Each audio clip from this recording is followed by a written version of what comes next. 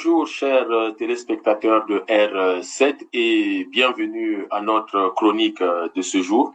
C'est toujours avec un grand plaisir que je vous présente la chronique, un moment et un espace de réflexion, d'analyse, de proposition de solutions face à la situation que vit notre pays, la République du Congo, mais aussi l'Afrique et pourquoi pas le monde. Pour la chronique de ce jour, je souhaite poursuivre ce débat autour de l'opération euh, dite Zéro Koulouna, Zéro Bébé Noir, qui continue dans les rues de Brazzaville, Pointe-Noire et parfois même ailleurs dans le pays. Parce que cette opération a pris des proportions inquiétantes et ça fait plusieurs fois qu'au niveau du CRC, le Congrès pour la Renaissance du Congo, nous n'arrêtons pas de condamner le comportement. Là encore, on redonne toujours cette précision. Nous ne soutenons pas les criminels, les bébés noirs ou les Koulouna, mais nous condamnons la façon dont les opérations sont menées parce qu'aujourd'hui, je vous montrerai, ça crée beaucoup plus de problèmes que cela n'apporte des solutions parce que le rôle d'un pouvoir, le rôle d'un gouvernement, ce n'est pas de créer d'autres problèmes comme solution aux problèmes précédents.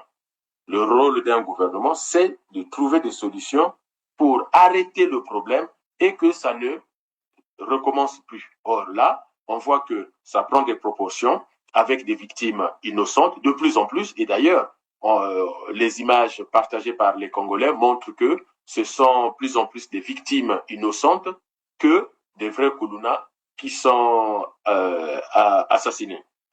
Et puis, toujours dans cette chronique, je souhaiterais engager une réflexion avec vous autour de ce succès dit par le gouvernement. Le gouvernement le présente comme un succès avec ses acolytes, mais le danger du fait que le Congo a émis des eurobonds à hauteur de 760 millions de dollars, qui nous fait presque 592 milliards de francs CFA. Donc, on est proche de 600 milliards de francs CFA, ce qui fait qu'on n'est pas loin de la moitié du budget annuel, en tout cas du Congo, en termes de dépenses. Donc, au niveau du CRC, tous ces sujets sont pris très au sérieux parce que le rôle du CRC, c'est d'analyser ce qui se passe dans notre pays, en Afrique, mais aussi dans le monde, et essayer de faire des propositions pour que le Congo redevienne un pays compétitif qui prend toute sa place au sein de l'Afrique, mais aussi au sein du monde, et surtout éviter au Congo de disparaître. Parce que, je vous l'ai déjà dit, vous avez des historiens, notamment au Congo, des grands historiens, le professeur Théophile Obenga est encore là, vous pouvez le questionner, vous avez des professeurs à l'université Mariam Gwabi, au département d'histoire, mais aussi le département de géographie, de sociologie et autres. Vous pouvez échanger avec eux. Les civilisations naissent et disparaissent. Les cultures naissent et disparaissent. Alors, vous avez bien compris que je n'ai pas ajouté un échelon. Je n'ai pas dit les civilisations et les cultures naissent, atteignent l'apogée et disparaissent. Non. Il y a beaucoup de civilisations à travers le monde qui n'ont pas atteint l'apogée et qui ont disparu. Et d'ailleurs, quand vous étudiez la paléontologie humaine, quand vous étudiez le processus d'hominisation, c'est-à-dire tout le parcours entre les gros singes comme les australopithèques, Homo habilis et autres, vous verrez qu'il y a eu l'Homo erectus, l'homme du Néandertal, mais les recherches les plus récentes nous montrent qu'en Asie et en Amérique ont existé plusieurs espèces. Parce qu'avant, on pensait qu'il n'y avait que l'Homo habilis et l'Homo erectus et ensuite l'homme du Néandertal. Non, il y a eu plusieurs espèces humaines et surtout les recherches récentes en Asie et en Amérique, mais on essaie de comprendre pourquoi ces espèces ont disparu avec toute leur culture et c'est Erectus qui a continué puisque nous serons tous, les près de 7 milliards aujourd'hui, les descendants d'Erectus. Donc, c'est pour vous dire qu'il y a des cultures qui apparaissent sur la surface de la Terre. Il y en a qui atteignent ce qu'on appelle l'apogée, mais d'autres qui n'atteignent pas cet apogée et puis qui disparaissent. Donc, le travail que nous faisons au niveau du CRC, de par sa qualité de réflexion et de proposition de solutions, c'est un travail pour empêcher que demain le Congo disparaisse. C'est un travail pour faire de sorte que peu importe celui qui viendra au pouvoir demain, l'homme qui sera là, la femme qui sera là, elle peut se saisir de cette richesse-là et essayer de bien gérer le Congo. Et vous voyez bien le rôle que joue dans ce travail la chaîne R7, qui est une chaîne qui donne la parole presque à tout le monde, qui organise des débats contradictoires. On nous a appris en philosophie de la contradiction jaillit la lumière, jaillit peut-être pas forcément la vérité, mais une lumière qui nous permet d'avancer. Là où certaines chaînes au Congo, par exemple, sont ancrées dans un monologue et des fois avec des arguments tels que on se demande comment on peut en arriver là. Donc voilà, c'est ces deux sujets que je souhaite aborder avec vous pour que nous puissions comprendre qu'est-ce qui se passe dans notre pays. Revenons sur cette histoire avec les bébés noirs qui atteint un développement plutôt inquiétant. Nous sommes passés, depuis le début de cette opération, des bébés noirs qu'on tue, qu'on demande de dénoncer. Une fois dénoncé, la direction de la sécurité présidentielle ne prend même pas la peine de vérifier si la dénonciation est calomnieuse ou pas, si c'est une dénonciation mensongère parce qu'on veut se venger de quelqu'un. Et on a vu arriver très vite des innocents qui sont tués, des innocents qui sont victimes, mais à aucun moment il y a eu une remise en cause collective de cette opération, ne serait-ce que dans son mode opératoire. C'est-à-dire, à aucun moment, on n'a vu aucun parti politique, ni le PCT, ni l'UPADS, ni Yuki, ni le RDD, ni le RDPS, ni leader Mouinda, ou peu importe. On n'a vu aucun parti politique, à un moment donné, demander quand même le retour à la Constitution, le retour à la justice, c'est-à-dire que ces jeunes soient livrés à la justice et que ce soit la justice qui fasse la lumière. Il faut savoir que du point de vue du droit, les vidéos que vous voyez circuler sur Internet, dans lesquelles les militaires de la sécurité présidentielle posent des questions à ces jeunes et ces jeunes répondent en disant oui, je suis Koulouna, je vous demande encore de demander aux juristes, ces documents n'ont aucune valeur judiciaire ou juridique. Il n'y a aucune valeur. Pourquoi? Parce que dans notre droit, seul l'officier de police judiciaire peut mener une telle enquête. Le militaire de la DGSP, tel qu'il le fait là, on peut donner ce document au procureur de Brazzaville, au Kongakala, vous pouvez lui poser la question au juge, Télé Congo, Tchéléka, DRTV, je ne sais pas les chaînes que vous avez, qu'ils appellent ces gens-là, qu'ils viennent, ou ils peuvent solliciter R7, ils peuvent solliciter Ziana TV ou Brazza News. Ils peuvent solliciter et répondre à ces questions-là. Est-ce que ces vidéos qu'on voit traîner sur le net, dans lesquelles les agents de la DGSP interrogent les jeunes répondent, est-ce que ces vidéos ont une valeur au tribunal? Si le jeune arrive au tribunal, il dit tout ça c'est faux, c'était sous contrainte et tout de suite ça tombe à l'eau. Même avec un étudiant de première année de droit comme avocat, le jeune ne peut pas être condamné. Et quand bien même ce serait fait par un policier, il faut encore que ce policier soit un officier de police judiciaire. Seul lui mène ces enquêtes-là au nom du parquet. Donc, faisons très attention. Notre rôle, c'est d'amener à la réflexion. Et l'opération atteint un autre niveau. Ce n'est plus seulement qu'on tue, ce n'est plus seulement qu'on casse les maisons, mais attention. Aujourd'hui, on apprend par les vidéos qui sont publiées, mais par des gens avec lesquels on échange dans tout le Congo, c'est qu'on expose les corps à l'air libre et c'est 24 heures après, 48 heures après, voire même 3 jours, 72 heures après, que les militaires de la DGSP viennent chercher les corps. Mais où est-ce qu'ils emmènent ces corps-là? Qu'est-ce qu'ils en font?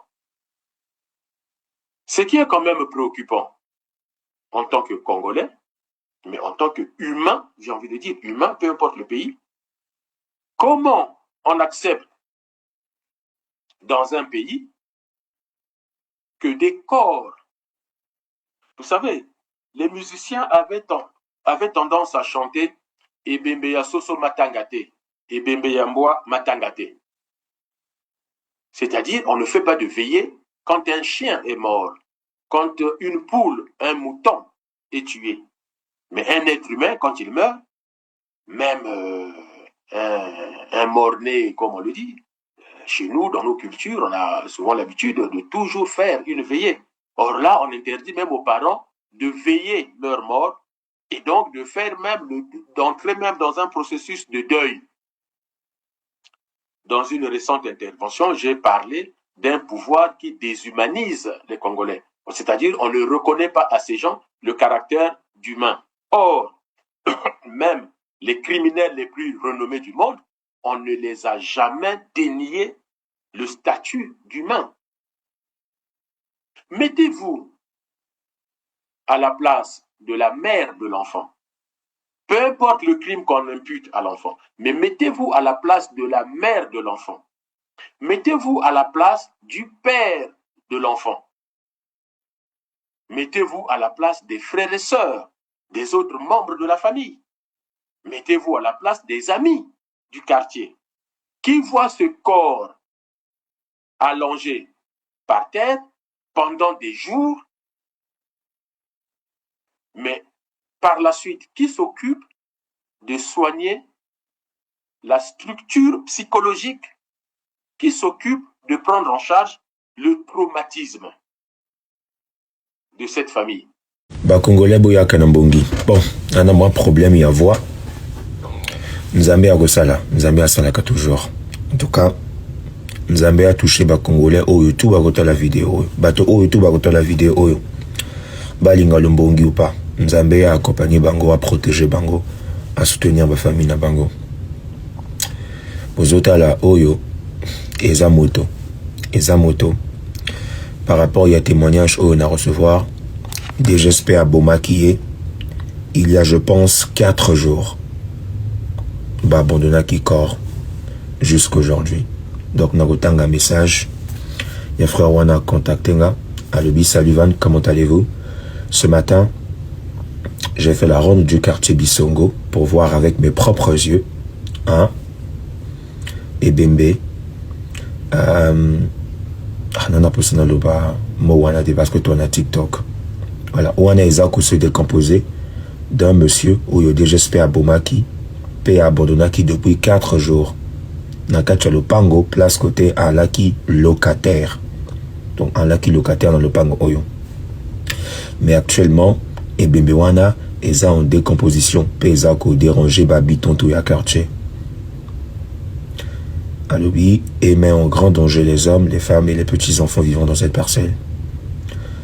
Nous ne leur interdisons pas basala musa na bango, mais au moins bamema bibembe na bango après avoir que boma bato wana et non ko déposer en go place côté bam bango ba déposer en go place côté balingi et ne m'a pas ngoté mais na banzela te. Car je suis étonné comment président de la République a lancé opération Yaboé sans qu'on prépare espace côté Bakozi Kabibembe. Comment Bakoki a lancé opération Yaboé sans qu'on signe contrat na morgue afin que morgue ba récupérer corps. Ensuite à Winanga que bengi Corbillard pour que Corbillard aya ka récupérer corps Oyo. Bato à la morgue va répondre que bazana contrat mon côté dans l'état congolais. Pour ba Dzobi Bembewana. Donc bango moko ba se débrouiller kuna. Yango wana to banda ki kolopa depuis le début. Tout ça contre opération yoté, tout ça contre ma méthode des amabé, ma méthode des traumatisante. Oyo ekoki ko créer ba maladie ebele. Ba maladie wana et quoi impacter négativement peuple congolais, peuple kobanda ko souffrir. Solution à kitoko, eza solution oyo. Et mimaka problème isusute. Mais eloko ba congolais belé baza ko considérer comme solution, eza ko créer ba problème ebele. eza normalité. Bato ebele baza ko ternir image Evan Lumbongi non aza pro kuluna, aza kuluna, aza anti opération à DGSP.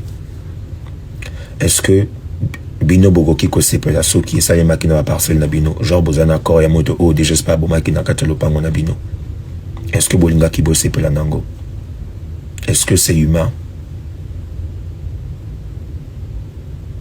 Eza humanité. Corps ya moto même après liwa ezalaka sacré. Biso tozala bantu. Même la loi est réglementée. Hein, ceux qui botent en école civile français. Corps ya moto, même après la mort. Il faut pas traiter en na respect, na dignité, na décence. Et ça normalité. Et ko kiko créer ba maladie ebele. Banamike bazota la ba corps. Parce que certainement na parcelle oyo ezana banamike. Vraie question où inga naza ko se poser. Parlement azawapi. Parlement ya Congo azawapi. Parce que Parlement a censé contrôler l'action au gouvernement ou les décisions au gouvernement. Mais ils ont impacté négativement via les Congolais belé. Ils ont des conséquences belé. Ils nous sont belés nazagoku. En bazagoku par rapport à témoignage que tu as recevoir. Bandako yaba ils nous sont belés bazako détruire. Mais Parlement azako salanini. Rôle ya Parlement na Congo ezanini. Rôle ya député ba sénateur ezanini na Congo.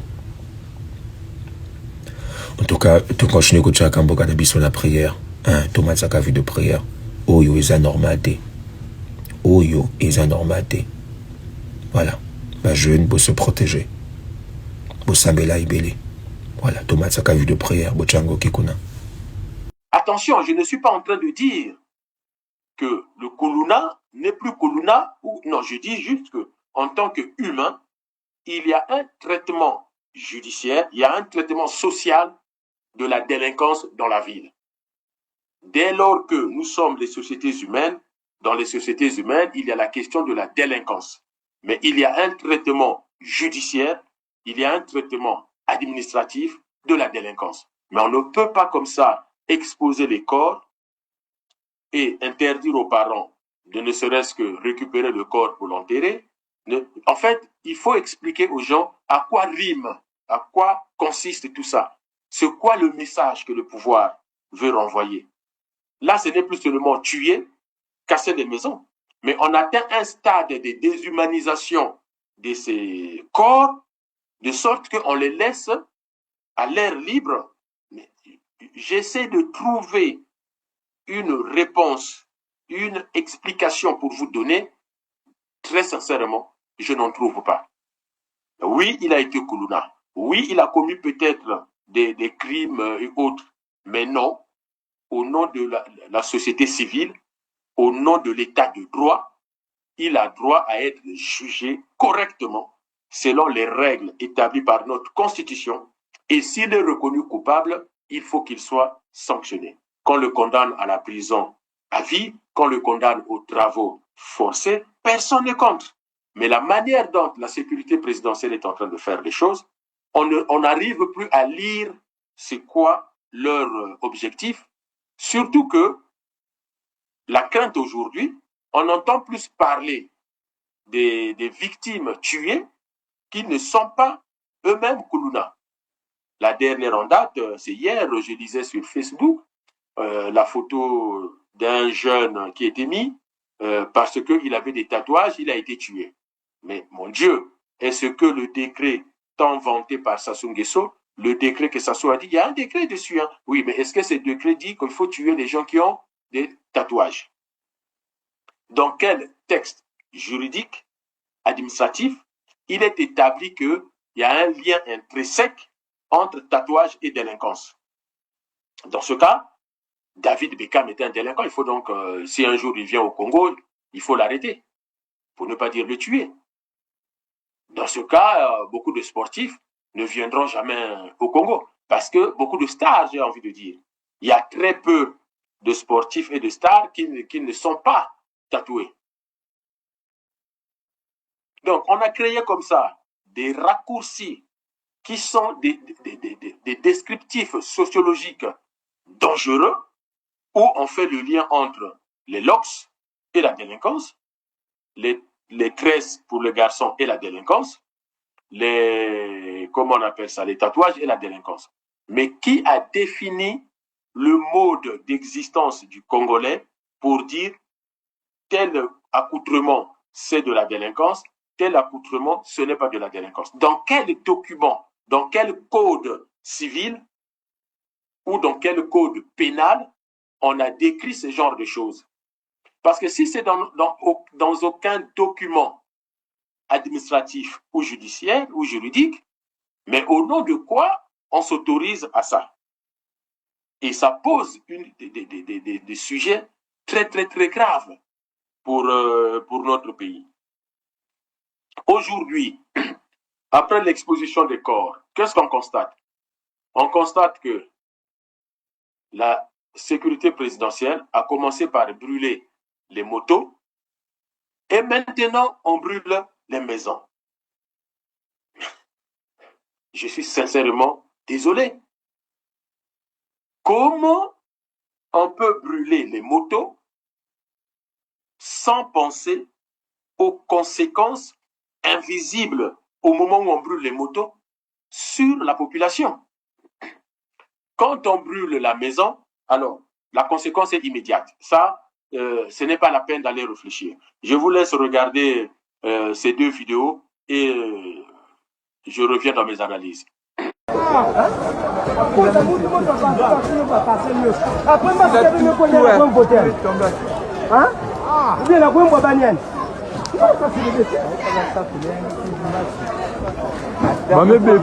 Bamebebisa. Même quand on va péter vous baquer.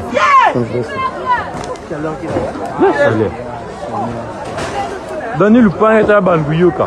Après ya mata kifune. Parce que Lupin y a mes ouaka kino bisoka.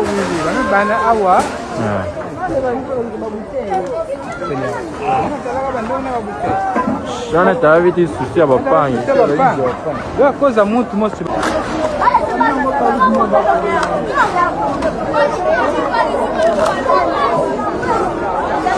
Est-ce que à un moment ça peut pomper les gars?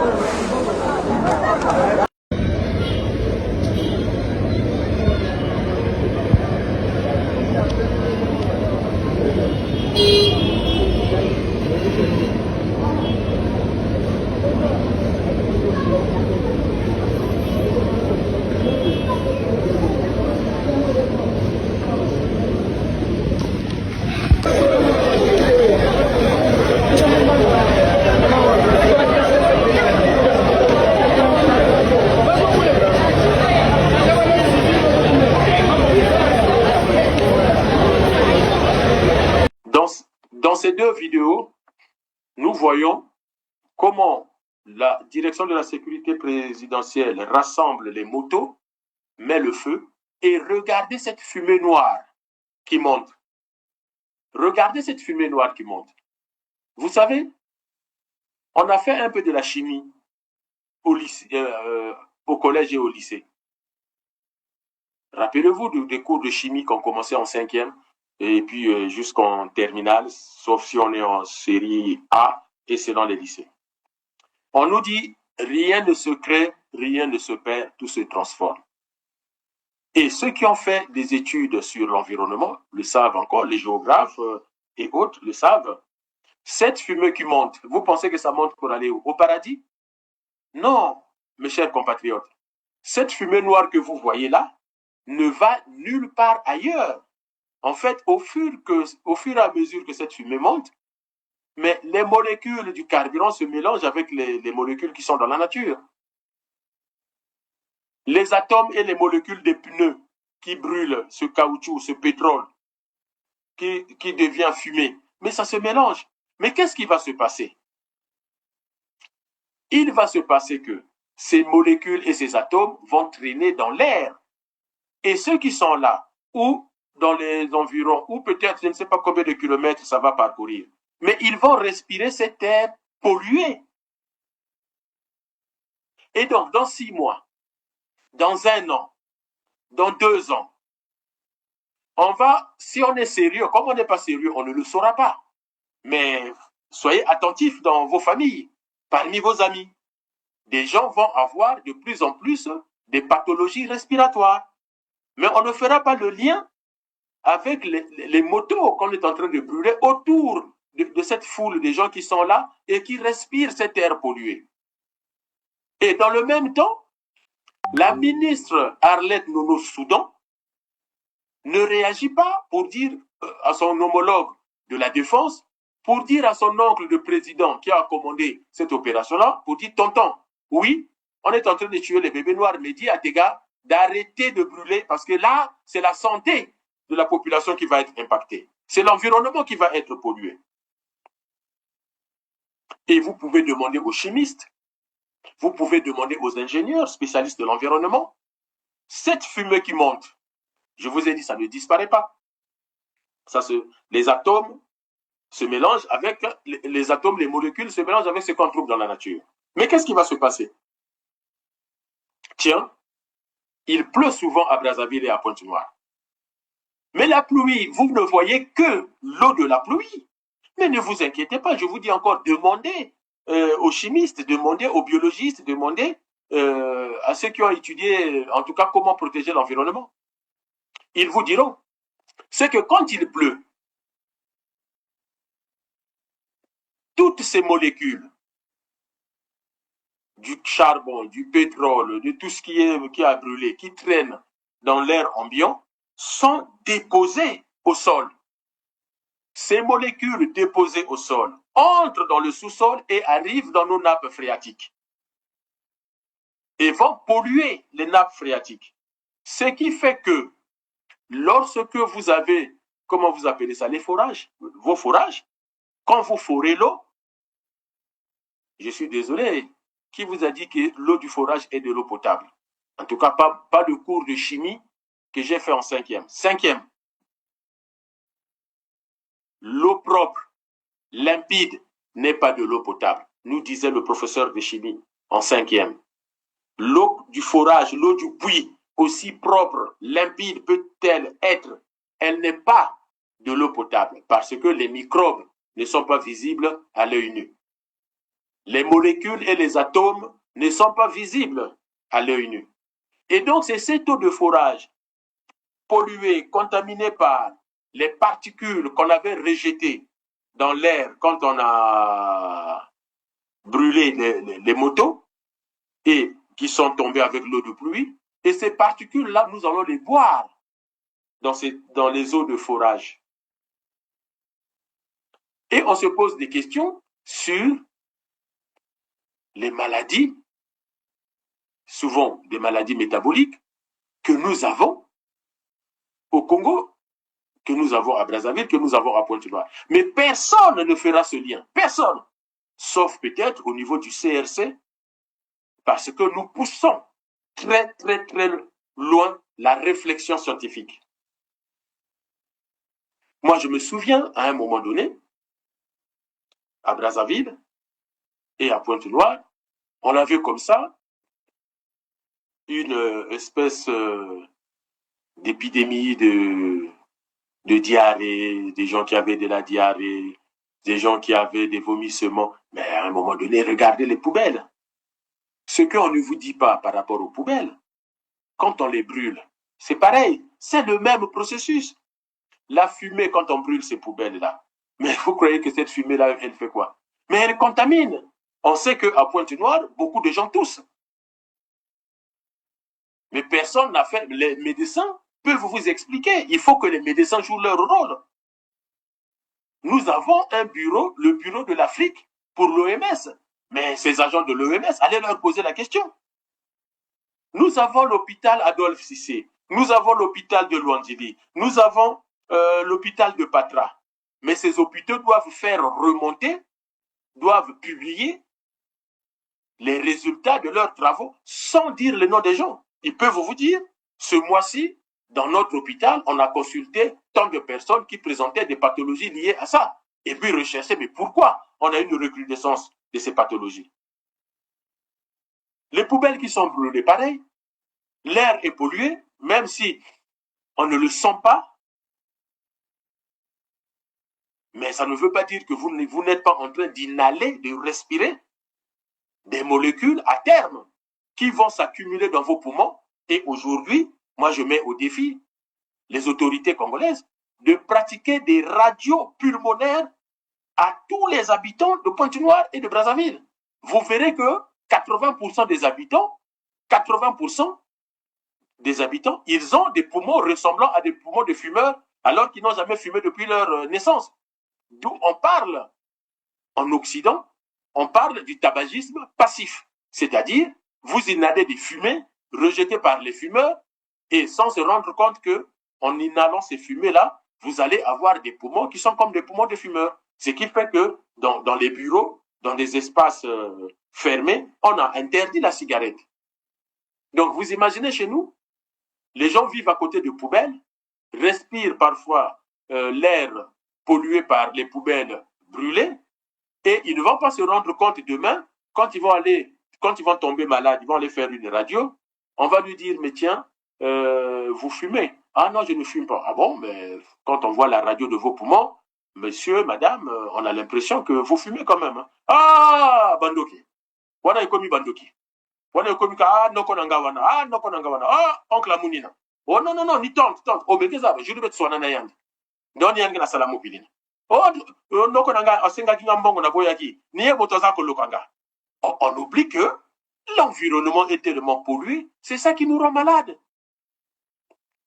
Et en parlant de poubelles, les poubelles qui se décomposent sur place, les poubelles qui sont brûlées, et avec la pluie, tout ça et la décomposition des poubelles et ce qui a été rejeté dans l'atmosphère après l'incendie, tout ça, la pluie dépose au sol et ça finit dans les nappes phréatiques, comme je vous expliquais avec les motos. Pareil, les nappes phréatiques sont contaminées. Pour tout vous dire, les gens avec lesquels j'ai échangé, je leur ai dit de ne pas boire l'eau de forage. Parce que vous ne savez pas à terme quelle maladie ça va vous donner. Et vous savez ce que certains m'ont dit? Ils m'ont dit, oh, mais c'est pour cela qu'à certains moments, on constate que l'eau de forage, des fois, ça change un peu de goût. J'ai dit, mais moi, je ne sais pas, ça a quel goût, c'est vous qui buvez cette eau. Mais en plus, il faut demander à vos chimistes. Nous, on avait un très bon laboratoire. Comment on appelle ça? Le laboratoire Louis Pasteur. Ils peuvent faire ces études-là. Orostom peut mener ces études-là pour voir, pour conseiller. Vous avez des gens qui ont des forages proches des hôpitaux qui sont remplis de poubelles où on jette les antibiotiques, où on jette des anti-inflammatoires.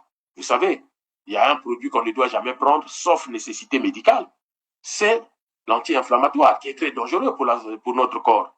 Déjà, même quand on est malade, c'est un problème quand on prend des anti-inflammatoires et même les antibiotiques.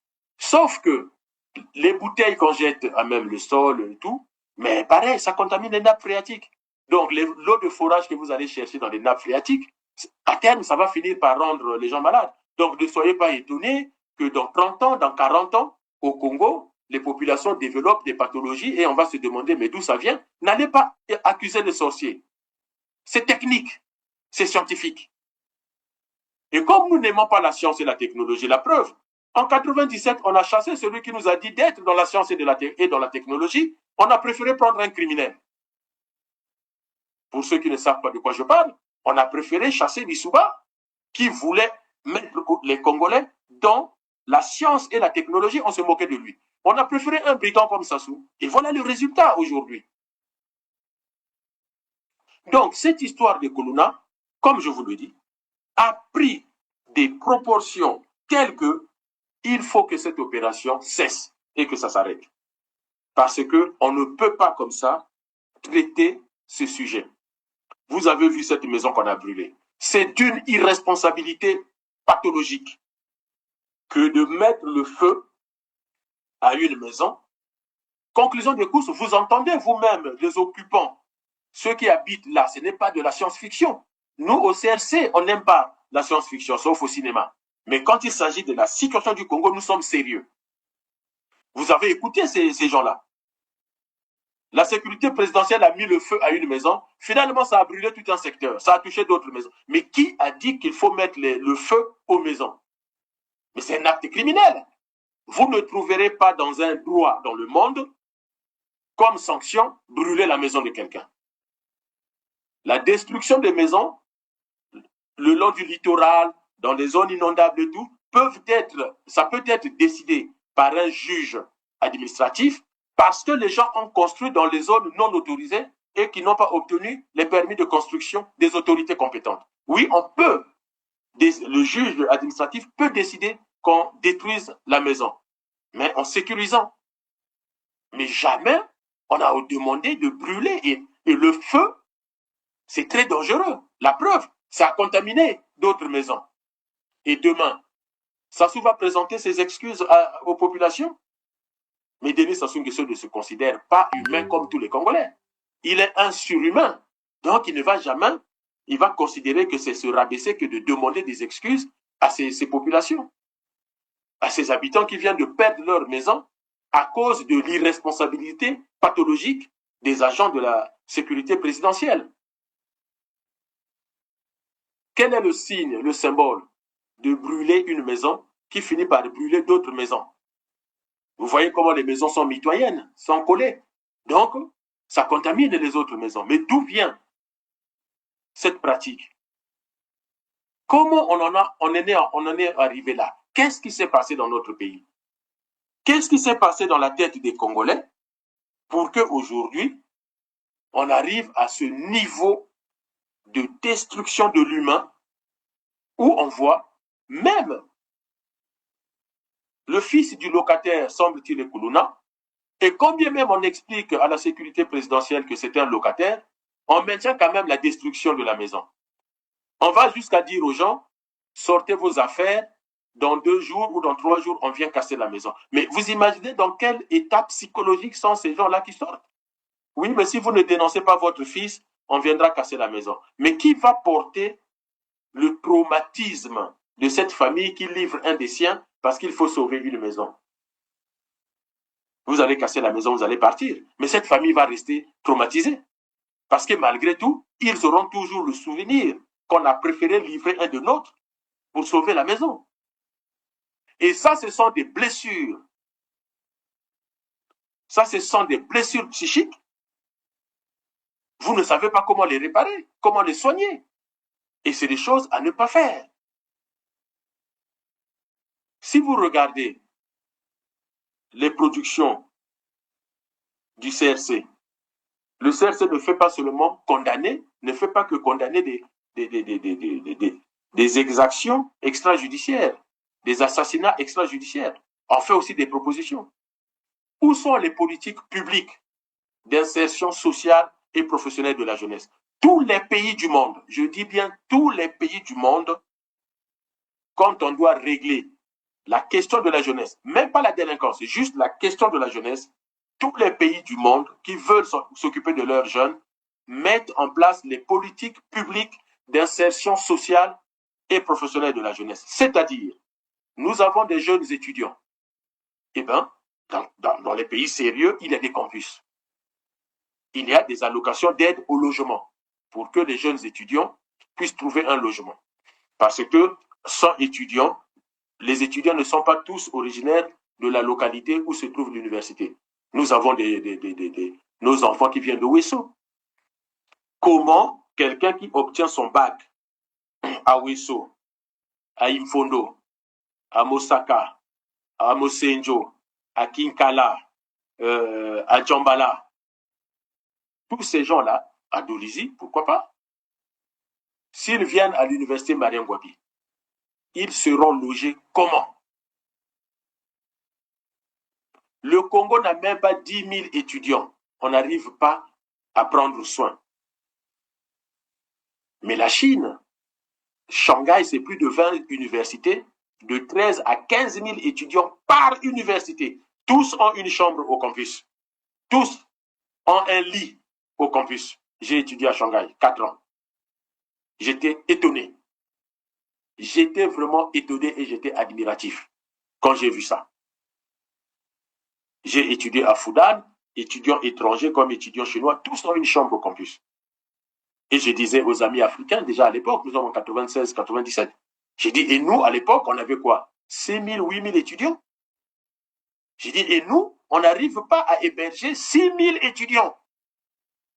Le Congo n'arrive pas à héberger 6000 étudiants. C'est quand même étonnant. Où sont les politiques sociales de soutien aux familles les plus pauvres, aux familles en difficulté? Le gouvernement congolais est content d'aller signer des accords avec les bailleurs de fonds internationaux, avec le FMI et la Banque mondiale, comme étant un pays pauvre. Prenez-nous en charge comme un pays pauvre. Mais le gouvernement, à son tour, ne pense-t-il pas que parmi ma population, j'ai aussi des populations qui sont pauvres, qui sont en situation difficile, et quelles sont les politiques sociales que je vais mettre en place pour soutenir ces familles-là, pour la scolarité des enfants, pour la prise en charge de la santé? Le programme national de développement sanitaire, le PNDS, a été initié sous l'Issouba. Moi, j'ai fait partie des groupes, des gens dans mon quartier qui ont travaillé sur ce projet-là, puisque les habitants devaient être au conseil d'administration. Il fallait tracer une carte géographique de 15 000 habitants pour implanter un centre de santé intégré. Et quand ça commence dans les années 1990, l'Issouba est au pouvoir, moi, je fais partie du groupe qui le travaille dans mon quartier.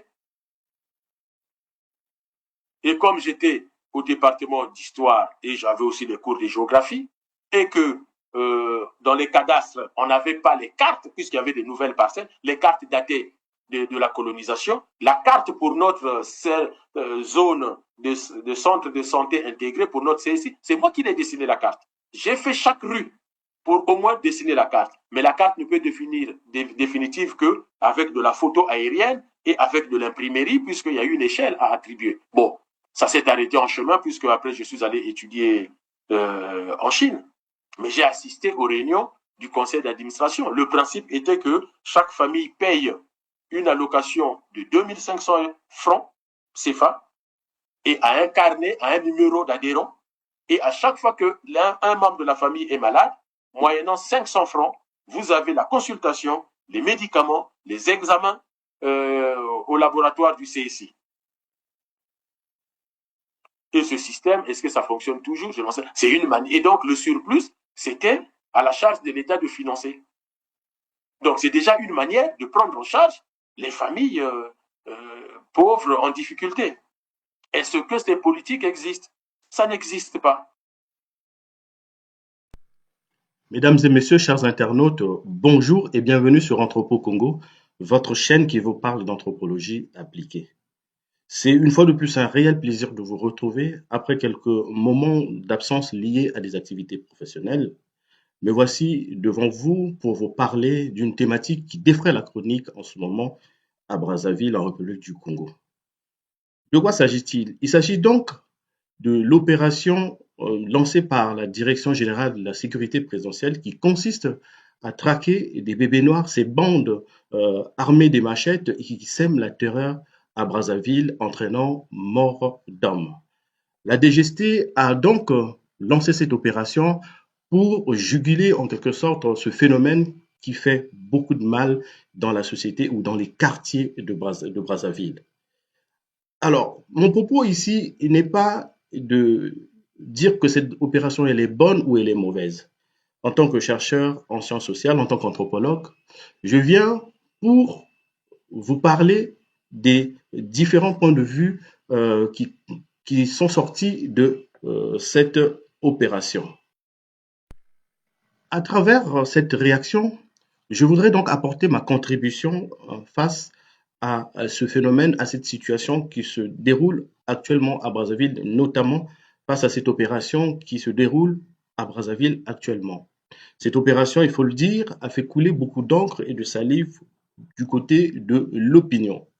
Mais je voudrais réagir par rapport au point de vue des uns et des autres. Ce qui veut dire que mon propos n'est pas un propos politique, mais un propos de chercheur en sciences sociales, donc d'anthropologue qui étudie les phénomènes comme ce phénomène des bébés noirs qui secouent la ville de Brazzaville. Il faut aussi rappeler que ce phénomène n'est pas particulier pour le Congo. Il existe des bandes, des gangs qui sèment la terreur dans toutes les villes du monde. Donc pour dire que en la matière, le Congo n'est pas un cas isolé dans cette situation. Mais ce qu'il faut dire, c'est quoi? pour des publics qui ne connaissent pas la réalité des bébés noirs. Les bébés noirs, je disais, ce sont des bandes, des jeunes, notamment des jeunes mineurs, qui sèment la terreur dans les quartiers de Brazzaville, de Pointe-Noire. Et maintenant, le phénomène est en train de se développer dans toutes les villes du Congo. Ces jeunes qui sont principalement des mineurs et peut-être des jeunes majeurs, qui sèment la terreur en utilisant des machettes, entraînant mort d'hommes dans les quartiers de Brazzaville, ce qui crée de l'insécurité au niveau des populations. Ce qui se passe, c'est que les populations se plaignent par rapport à ce phénomène que l'État peine à juguler.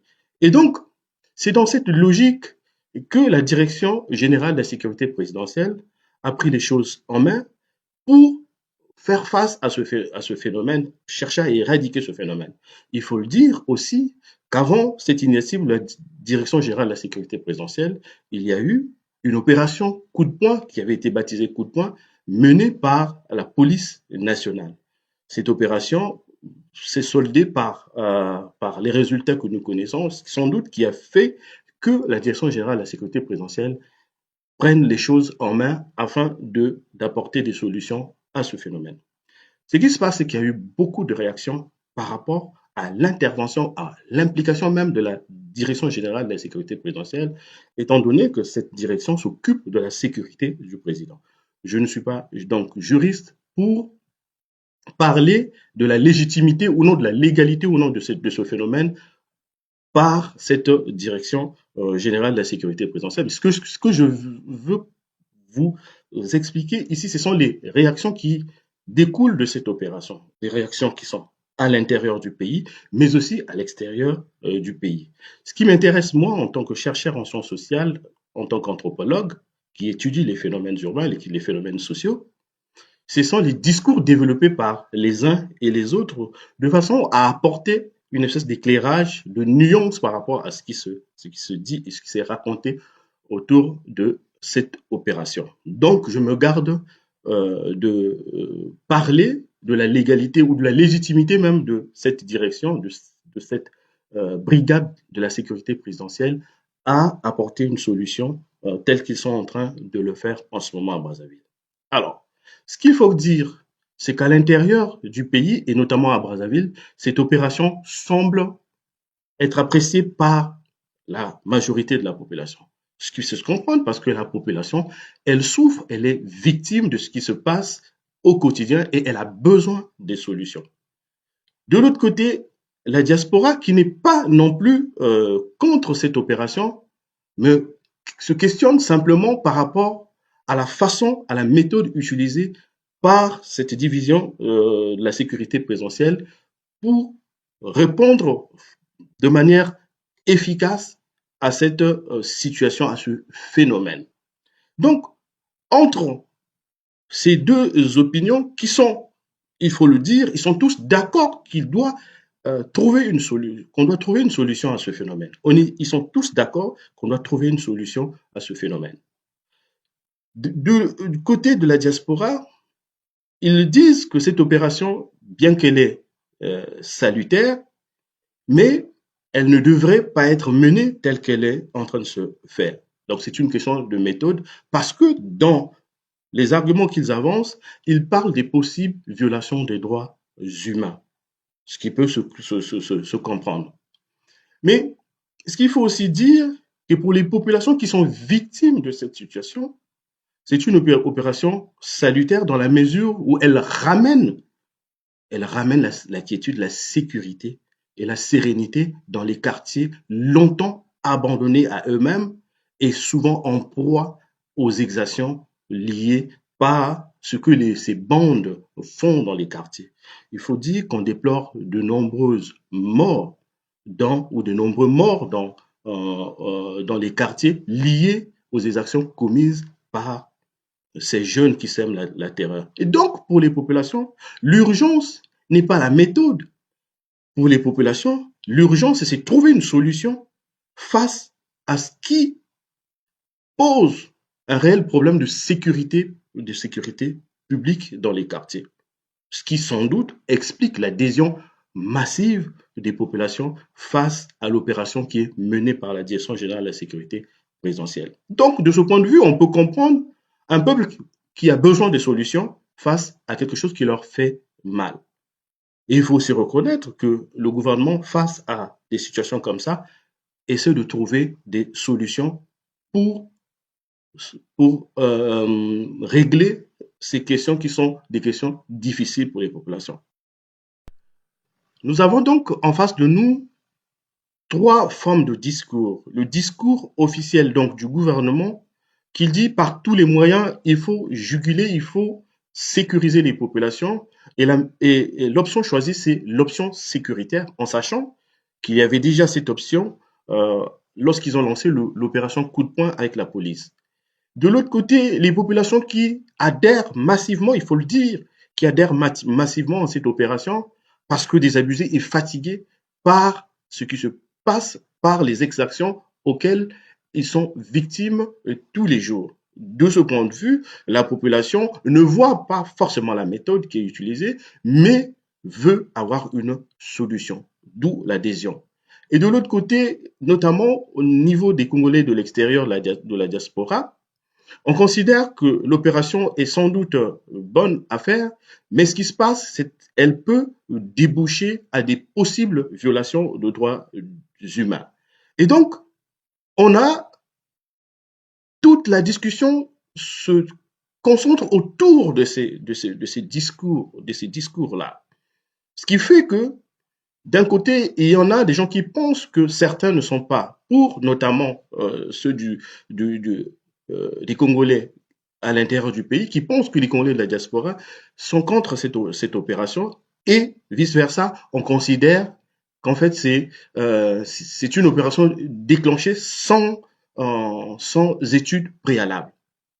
Bien, on peut comprendre, eh bien, ça fait partie aussi de la vitalité démocratique où les gens peuvent être capables de discuter, de donner leur point de vue face à des questions qui minent la société. Ce n'est pas mauvais. Mais en tant que chercheur, moi, ce qui m'intéresse, c'est comprendre les causes du phénomène. Est-ce que ce phénomène a fait l'objet d'études? Est-ce que nous savons pourquoi ce phénomène est arrivé dans nos villes, dans nos quartiers? De mon point de vue, à côté de la réponse sécuritaire, il doit y avoir une réponse sociale qui est une réponse basée sur une étude approfondie du phénomène pour trouver les solutions qui s'adaptent à la fois à la logique sécuritaire et à la logique sociale. Il faut dire que nous sommes une société qui connaît d'énormes difficultés. Et face à ces difficultés, la réponse sécuritaire ne suffit pas toujours. D'ailleurs, le phénomène avait été, quelques études ont été faites, notamment par les organismes des Nations Unies installés à Brazzaville, notamment par le PNUD, mais là aussi, la réponse qui avait été apportée, c'était une réponse sécuritaire, mais aussi, j'ai pu être en contact avec un article publié par RFI qui a fait état de cette situation. À mon avis, il n'y a jamais eu d'études approfondies sur le phénomène des bébés noirs. Pour moi, les bébés noirs sont les principaux acteurs il faut donc, dans la logique des méthodes de sciences sociales, s'immerger dans ces bandes pour comprendre de l'intérieur le phénomène, pourquoi agissent-ils comme ça et qu'est-ce qui se passe. Il faut aussi dire que la société congolaise actuelle est une société de plus en plus déstructurée. La question de la famille se pose avec tout ce que nous avons comme difficulté dans les familles. Il est devenu difficile pour les familles de contenir les enfants qu'ils ont du point de vue à cause de la pauvreté des parents, et les parents deviennent de plus en plus démunis des solutions à apporter aux situations qui se posent déjà dans les familles. Donc ce phénomène est un phénomène à étudier et à comprendre de l'intérieur même de ces bandes, mais aussi des familles par rapport aux difficultés que vivent les familles. Il faut donc une étude approfondie qui tienne compte de ces réalités sociales pour apporter une solution qui soit une solution globale. Donc, cette opération est sans doute une solution ponctuelle, mais je ne suis pas sûr que c'est une solution qui va être dans la durée. Et pour moi, l'enjeu, c'est la durée de cette opération. Et si elle s'arrête là, en chemin, ou si elle s'arrête là, je ne suis pas sûr qu'on aurait trouvé une solution définitive à ce phénomène. Et donc, pour répondre aux inquiétudes des uns et des autres, bien sûr, pour répondre aux inquiétudes des autres, et notamment aussi des inquiétudes des Congolais installés à l'étranger, il serait judicieux de mettre en place une équipe pluridisciplinaire qui parlerait de cette question de manière scientifique et qui proposerait des solutions qui seraient des solutions à la fois sociales et sécuritaires. Et même du côté sécuritaire, ça aurait peut-être été intéressant de construire une unité mixte, bien formée et capable de répondre de manière efficace et de manière pérenne à cette opération pour qu'elle ne reste pas qu'une opération ponctuelle, mais que ce soit une opération dans la durée, parce qu'il y a une unité spécialisée constituée soit d'une partie de la division de la sécurité présidentielle, soit une partie de la police, de la gendarmerie, qui travaillerait ensemble avec la justice, une division formée, bien équipée, avec les moyens qu'il faut, de sorte que les opérations que cette division ferait ne soient pas au vu et au su de la population.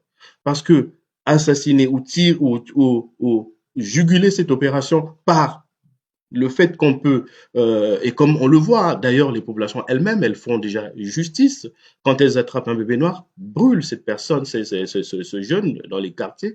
C'est quelque chose du point de vue de la psychologie peut avoir des conséquences sur les enfants qui regardent ce genre de situation. Donc, cette unité constituée de toutes ces forces-là, bien formés avec des moyens qui sont mis à leur disposition, le ferait de manière discrète et de manière professionnelle, à l'abri des regards des enfants, surtout pour les préserver des situations traumatiques qui peuvent découler de telles méthodes. Où sont des politiques de réinsertion des jeunes délinquants? Dans tous les pays, il y a la délinquance. Alors, sortez de votre tête l'idée que les délinquants, c'est seulement au Congo. Non. Ce que les Koulouna font au Congo, mais les jeunes de tous les pays le font. Aux États-Unis, vous ne voyez pas des élèves se présenter à l'école avec un fusil et tuer leurs camarades de classe. Si la police intervient et qu'il n'y a pas d'autre solution que de les tuer en ce moment-là, la police les tue s'ils ne se suicident pas. Mais s'il y a une possibilité de les arrêter, on les arrête et on les livre à la justice. Et en prison, soit il est condamné à mort, soit il est condamné à la prison à perpétuité sans possibilité de libération, ou soit il a une peine avec une peine de condamnation et puis il va sortir dans 5 ans, dans 10 ans. Et là, il y a un service pénitentiaire qui s'occupe de la réinsertion sociale et professionnelle des prisonniers. Est-ce qu'on a ça au Congo? Dans tous les pays, ça existe. Donc, demain, ceux qui viendront au pouvoir, il faut qu'ils pensent à ça. Ne croyez pas qu'en assassinant tous les voyous, on va éradiquer la maladie. C'est comme si on disait, quand les gens souffrent d'Ebola, on va tuer tous ceux qui sont contaminés pour faire disparaître l'épidémie d'Ebola. Mais ce n'est pas comme ça qu'on fait disparaître une pathologie, qu'elle soit une pathologie médicale ou une pathologie sociale de type délinquance. Il faut travailler avec ceux qui savent. Chinsamu, Nabangacho, comme disent mes parents congolais. Aujourd'hui, on est en droit de se demander dans quel état se trouve le Congo.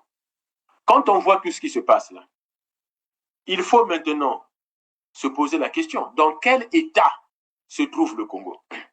Est-ce que le Congo est aujourd'hui dans l'état d'urgence, tel que le dit la Constitution? Dans ce cas, il faut que le gouvernement le dise au Parlement, que nous sommes en état d'urgence pendant 90 jours. Voilà les mesures exceptionnelles qu'on donne aux institutions de la République et notamment au gouvernement et aux forces de l'ordre. Est-ce que nous sommes en état de guerre? Pour dire que nous sommes en état de guerre, donc ce qui se passe là, ce sont des bavures commises par une fraction de l'armée. Ni le président de la République, ni le chef du gouvernement, personne n'a informé l'Assemblée nationale, le Sénat et la population dans quel état nous sommes aujourd'hui. État d'urgence, état de guerre ou qu'est-ce qui se passe? Personne ne le dit. Alors, j'ai essayé d'aller regarder, j'ai essayé d'aller chercher pour voir les exemples du Congo, ça nous renvoie dans quelle référence historique. Conclusion de course, les seuls exemples que j'ai trouvés, c'est quand les hordes de barbares se jettent sur un empire ou sur un royaume. Et l'exemple que nous avons, ce sont les invasions barbares dans l'Empire romain. Et quand les barbares arrivent, ils saccagent, ils brûlent, ils cassent, ils tuent. Et quand ils tuent, ils laissent les corps à l'air libre. Alors, est-ce que la sécurité présidentielle, c'est l'équivalent des barbares? Si c'est ça, allons-y.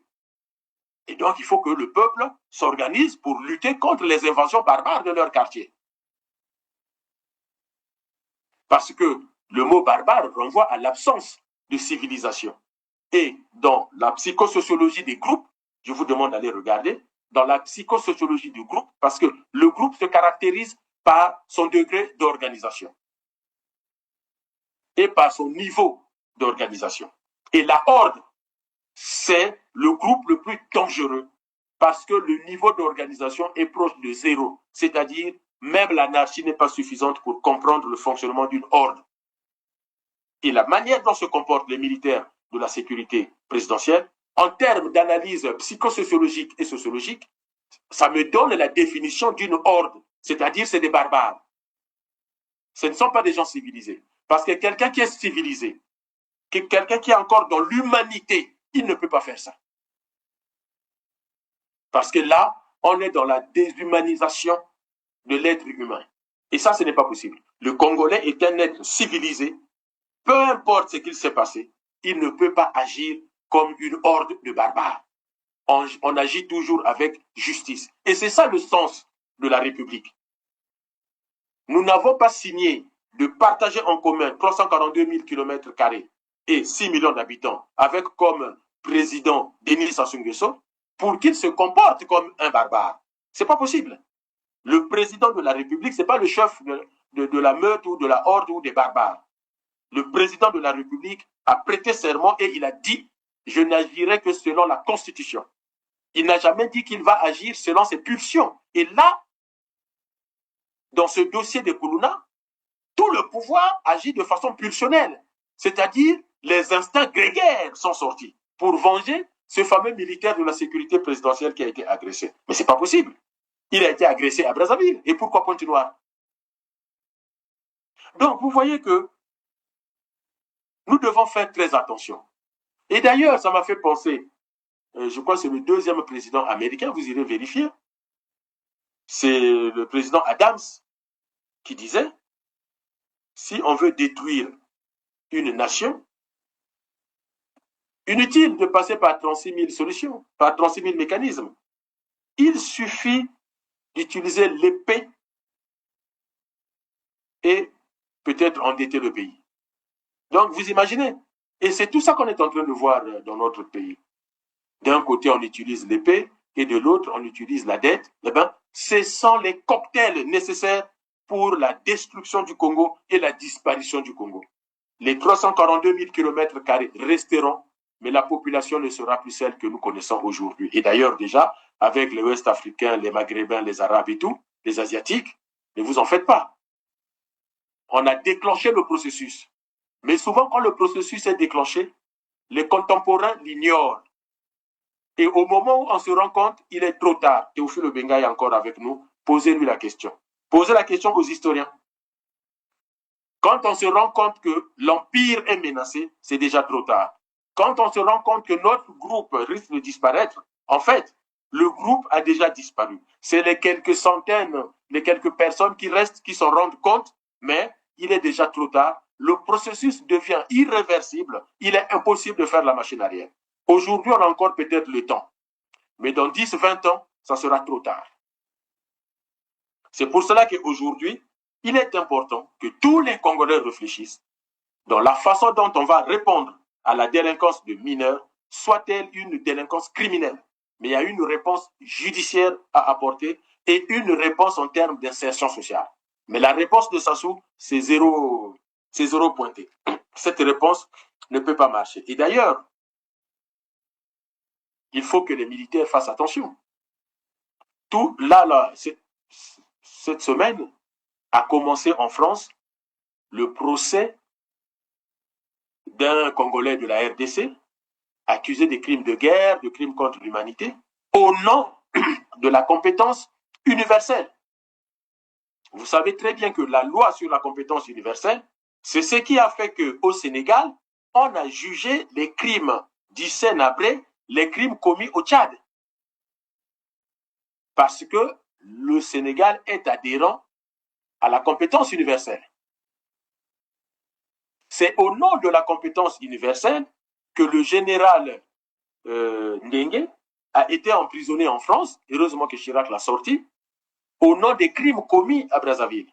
Et donc, ce qui se passe aujourd'hui peut tomber sous le coup de la compétence universelle où, de passage en France, les gens seront arrêtés. De passage en Belgique, les gens seront arrêtés. Qui peut être arrêté?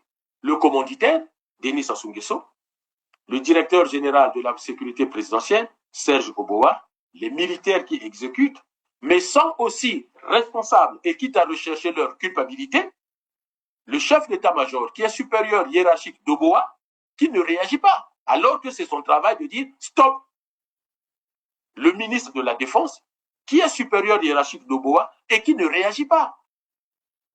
Le ministre de la Justice, qui est responsable que dans le pays, nul ne soit tué sans avoir eu la justice nécessaire. Or, il est au courant de ces crimes. Mais en tant que ministre de la Justice, vous faites quoi? Vous ne faites rien, vous êtes aussi responsable et on va vous poursuivre. Le ministre de l'Intérieur, dont le rôle est de donner la sécurité civile aux populations, qui voit des militaires brûlés, cassés et autres, en dehors de tout cadre administratif ni judiciaire, et il ne réagit pas alors qu'il doit réagir, il va aussi être poursuivi. Donc vous voyez que au-delà de la sécurité présidentielle, il y a tout un groupe de responsables au niveau du Congo dont le travail est de protéger les Congolais, de faire de sorte que la justice soit rendue, qu'ils ne font pas leur travail, et quand vous êtes responsable et vous ne faites pas votre travail, on peut vous poursuivre et vous sanctionner pour ça. Le crime contre l'humanité, il est prévu à l'article 7 du statut de Rome. Ce crime contre l'humanité, sa particularité, c'est qu'il peut être commis en temps de guerre, mais il peut être commis aussi en dehors de la guerre et n'avoir absolument aucun lien avec le conflit. Autant le crime de guerre doit être relié à la guerre, autant le crime contre l'humanité n'a pas à être relié à la guerre. Il peut être commis en dehors de ce contexte de conflit armé. En l'occurrence et en règle générale, il est commis dans le cadre d'un conflit armé, que ce soit une guerre interétatique comme celle à laquelle on a affaire qui oppose la Russie à l'Ukraine, ou que ce soit un conflit armé. Mais ça n'est pas un élément constitutif du crime. Qu'est-ce qui caractérise ce crime contre l'humanité? Alors, l'article 7 détaille toute une série de crimes, meurtres, assassinats, déportation de population, torture, etc. Mais la particularité, c'est que ce crime ne peut être dirigé que contre la population civile. C'est-à-dire qu'un combattant ne peut pas être victime d'un crime contre l'humanité. Et la population civile doit être attaquée. C'est-à-dire que le crime est commis dans le cadre, et c'est vraiment les termes de l'article 7, dans le cadre d'une attaque générale ou systématique contre la population civile. Et cette attaque, elle doit être menée dans le cadre d'une politique d'État contre la population civile. C'est général ou systématique. Les deux critères ne sont pas cumulatifs. Le critère de la généralité, on le déduit d'un faisceau d'indices. Le territoire, l'importance du territoire, le nombre de victimes, les moyens déployés, la systématicité du crime, c'est beaucoup plus une appréciation qualitative. Est-ce qu'on a véritablement un schéma dans la manière dont les crimes sont commis, la récurrence de moyens de s'en prendre aux personnes, est-ce qu'on repère des chaînes d'autorité, etc. Et prouver l'attaque ne suffit pas. Il faut prouver que cette attaque est reliée à une politique d'État qui a véritablement planifié cette attaque. Donc on est vraiment dans un crime planifié où les victimes sont ciblées en tant que victimes, et c'est en règle générale pour les terroriser, pour les obliger à fuir. On ne demande pas d'apporter la preuve d'un plan formel, hein, c'est-à-dire que par écrit, là on retrouve le plan de cette politique, pas du tout. Cette attaque peut être déduite d'un faisceau d'indices.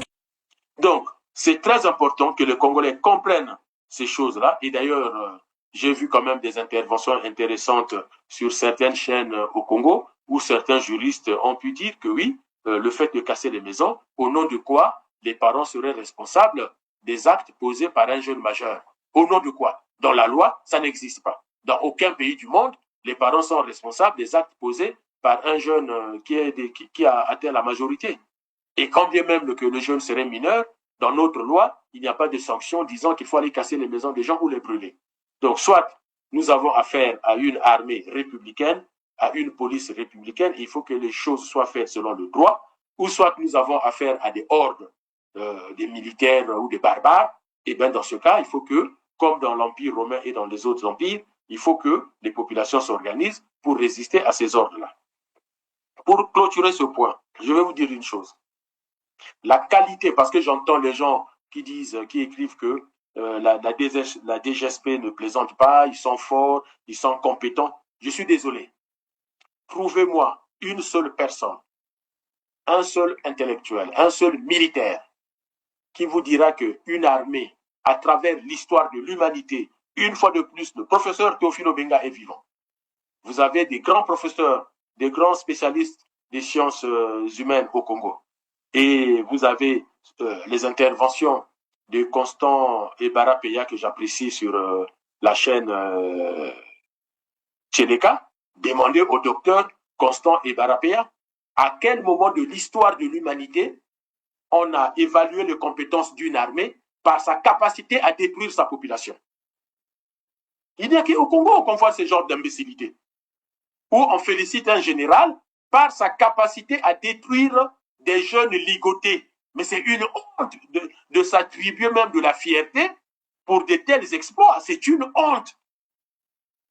Les grands généraux au monde ont toujours été reconnus par leur capacité à vaincre leurs adversaires des pays étrangers. Même en Afrique. Pourquoi Soundiata Keïta est entré dans l'histoire? C'est grâce, entre autres, à la guerre entre le royaume malinké et le royaume de Soussou, de Soumanguru Kanté. Relisez l'histoire de Soundiata Keïta, tout comme Soumanguru Kanté, ne sont pas célèbres dans l'histoire générale de l'Afrique parce qu'ils piétinaient leur peuple, ils détruisaient les jeunes de leur époque. Les grands pharaons Toutankhamon, Ramsès, qui sont des Noirs comme nous, qui ont été des Noirs comme nous, ils ne sont pas entrés dans la postérité de l'histoire universelle parce qu'ils écrasaient leur population et ils détruisaient les jeunes de leur époque, brûlaient les maisons. Mais c'est par la capacité d'innover la science, c'est par la capacité de battre leurs adversaires étrangers et asseoir l'autorité de leur empire ou de leur royaume. Alexandre le Grand, les armées de Napoléon. Les armées d'Alexandre le Grand et de Napoléon ne sont pas connues dans leur capacité à détruire leur population. C'était dans les conquêtes en Europe, dans les conquêtes jusqu'en Asie. Qu'on parle de l'empire perse, de Darius ou de Cambyse, de Xerxès, ces grands empereurs perses ne sont pas célèbres par la capacité à détruire les jeunes de leur époque. C'est toujours par les conquêtes. Donc au Congo, seul au Congo, nous avons des généraux, des militaires qu'on félicite, qu'on applaudit, parce qu'ils tuent des jeunes qui sont menottés et ligotés. Mais je suis désolé. Moi, ça me fait honte quand je parle avec mes amis des autres pays. Les grands généraux américains les plus célèbres, les Colin Powell, Le général Eisenhower, c'est pendant les guerres à l'étranger qu'on les reconnaît. Le général Patton n'est pas célèbre parce qu'il a tapé, il a tué les gens de son quartier. Mais c'est parce qu'il a montré ses compétences pendant la Seconde Guerre mondiale contre le nazisme. Donc, il faut réfléchir. Vous n'allez pas applaudir les gens qui tuent dans les quartiers et vous dites c'est des grands militaires. Mais excusez-moi, quand les militaires angolais entrent à Kimongo, c'est là où on peut juger le général Oboa. C'est là qu'il faut juger le général Okoye. C'est là qu'il faut juger le général Dabira. Si les Angolais rentrent à Kimongo et aucun général congolais ne mène les troupes pour les chasser militairement, c'est que tous nos généraux sont zéro. Tous les colonels qui vous font la gueule dans les rues de Brazzaville, c'est zéro. On ne peut les mesurer, on ne peut les comparer qu'avec les Angolais qui viennent souvent à Kimongo, qu'avec les Angolais qui viennent tuer à Tchambanzassi. Vous connaissez Tchambanzassi mieux que moi. Les militaires angolais viennent jusqu'à Tchambanzassi. Aucun militaire congolais ne s'oppose à eux. Denis Sassou Nguesso est général d'armée. Mais qu'il prenne, qu'il aille lui-même. Vous savez comment on l'appelle le président tchadien? Idriss Déby. Mais Idriss Déby a fait la guerre. Idriss Déby portait la tenue militaire, partait au champ de bataille lorsqu'il avait des doutes sur le commandement militaire sur le front. Idriss Déby mettait sa tenue militaire, il partait. Vous avez vu Sassou sur le front? Quel front? Même la guerre de 97, il était caché. Les gens qui étaient au front, on les a vus, c'est Oléo Kombi Salissa, on les a vus en tenue. Vous avez vu Sassou en tenue, en train de diriger les militaires à Brazzaville? En train de diriger ses propres troupes à Brazzaville? Sassou, c'est un lâche qui fuit toujours et qui se cache. Et aujourd'hui, il est général d'armée, il se glorifie parce qu'il arrive à assassiner les jeunes dans les rues de Brazzaville, de Pointe-Noire et du Congo. Mais c'est dommage. C'est vraiment, vraiment dommage. Et on voit des analyses des journalistes. C'est triste. C'est triste ce qui se passe dans notre pays. Mais nous osons croire qu'un jour, une femme, un homme arrivera et les choses vont s'arranger. Mais j'espère que ce jour-là, il ne sera pas trop tard. Et c'est d'ailleurs pour cela que le CRC vous appelle à la révolution du fleuve. Parce que la révolution, c'est le seul moyen de tout nettoyer, de nettoyer toute cette saleté qu'on va nous laisser et pour que nous puissions petit à petit reconstruire les choses. Le deuxième point que je voudrais vous proposer à notre chronique, c'est encore ces fêtes à Brazzaville, ces applaudissements sans gêne, sans honte qu'on entend du gouvernement parce que le Congo serait revenu dans les sillages de la finance internationale, parce que le Congo a émis des eurobonds de 760 millions de dollars, environ 592 milliards, en tout cas on n'est pas loin de 600 milliards de francs CFA. Et donc, c'est un bon gouvernement, il est apprécié, il est intéressant, il est bon. Mais pour aller très vite, je vous ai cité tout à l'heure le président américain Adams, qui a dit, si on veut tuer une nation, il n'y a pas 36 000 façons. 2, l'épée et la dette. Avec l'épée, vous tuez les gens, c'est des crimes, c'est des massacres. Et d'ailleurs, les guerres intestines, par exemple, ont souvent coûté la place qu'occupaient certaines nations sur le plan international. L'empire grec a disparu. C'est vrai qu'il y a eu les guerres médiques avec l'empire perse, mais ces guerres n'ont pas fait disparaître la Grèce antique. La puissance de la Grèce antique, c'est quand Athènes a commencé à faire la guerre avec Sparte. Les fameuses guerres du Péloponnèse. C'est ça surtout, les guerres intestines. Donc si on veut tuer un peuple, Adams nous dit, il suffit de pratiquer la politique de l'épée, mais aussi la politique de la dette. Parce que quand vous êtes très endetté envers l'extérieur, qu'est-ce que vous voulez? Mais vous devenez la proie des opérateurs économiques et financiers étrangers qui vont vous ravir votre pays. Il y a des exemples concrets, vous pouvez les vérifier. Une fois de plus, la Grèce s'est retrouvée dans une situation de surendettement où la France était favorable à l'intervention de l'Union européenne pour reprendre la dette grecque, refus catégorique d'Angela Merkel, et c'est pour cela qu'Angela Merkel est détestée en Grèce, et c'est là où certains économistes ont sorti le concept ou la notion de pays coffre-fort, comme l'Allemagne et les Pays-Bas, qui ont dit non, Les Grecs ont joué avec leur fiscalité, ils ont joué avec l'argent, ils ont joué avec leurs finances publiques, ils sont en galère, c'est leur problème. Et si la Grèce devient un problème pour la zone euro, la Grèce sort de la zone euro. La France a bataillé pour convaincre l'Allemagne et les Pays-Bas de ne pas lâcher la Grèce. Et la Grèce était tellement endettée, les Chinois ont failli récupérer la Grèce. Les gens ne le savent pas, mais il y a eu des pays européens qui se sont endettés, notamment l'Europe de l'Est, qui sont dans l'Union européenne, qui se sont endettés vis-à-vis de la Chine, où la Chine avait récupéré des régions entières. Je crois même que le port du Pirée, c'est au final, les Européens interviennent pour que les Chinois ne fassent pas n'importe quoi avec le port du Pirée. Donc, moi, cette histoire de 760 millions de dollars que le Congo va emprunter sur les marchés financiers internationaux, pour faire quoi? Écoutez, c'est écrit, hein, c'est pas moi qui le dis. Pour payer la dette. Et on trouve que le gouvernement a été excellent. Je suis désolé. Lorsque vous êtes endetté, votre banque ne vous donne plus un crédit. Parce qu'un crédit vous engage et doit être remboursé. C'est maintenant ce qui est écrit partout, pour ceux qui habitent en France. Et pour vous donner un crédit, la banque doit vérifier votre solvabilité. Quand vous avez déjà trop de crédit, on refuse. Et ça, c'est un peu pareil pour les États. Donc, il faut que le ministre Yoka vienne expliquer aux Congolais comment on a traficoté pour que les gens nous rachètent nos eurobonds à hauteur de 760 millions de dollars, ce qui fait à peu près 600 milliards de francs, soit on n'est pas loin de la moitié du budget de l'État en termes de dépenses. Et cette nouvelle dette, puisqu'on va prendre cet argent pour payer les dettes anciennes, la dette intérieure du Congo, mais il faut que nous jouons de la transparence.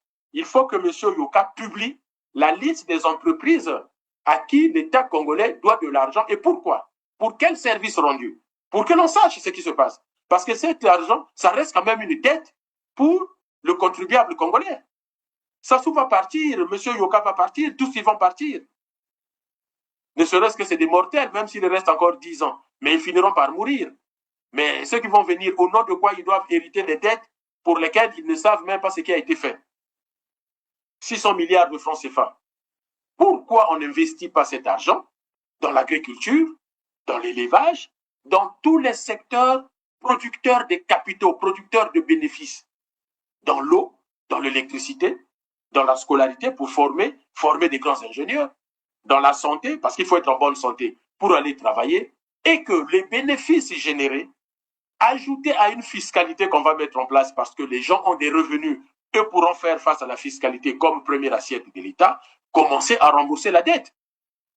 Un père de famille, dont les enfants ne vont pas à l'école parce qu'il n'a rien pour préparer la rentrée scolaire, les enfants ne mangent pas à leur faim, les enfants ne peuvent pas bien se soigner parce que le père de famille s'est endetté chez les bailleurs de fonds et dès que son salaire tombe, les bailleurs de fonds récupèrent au moins 90% de son salaire.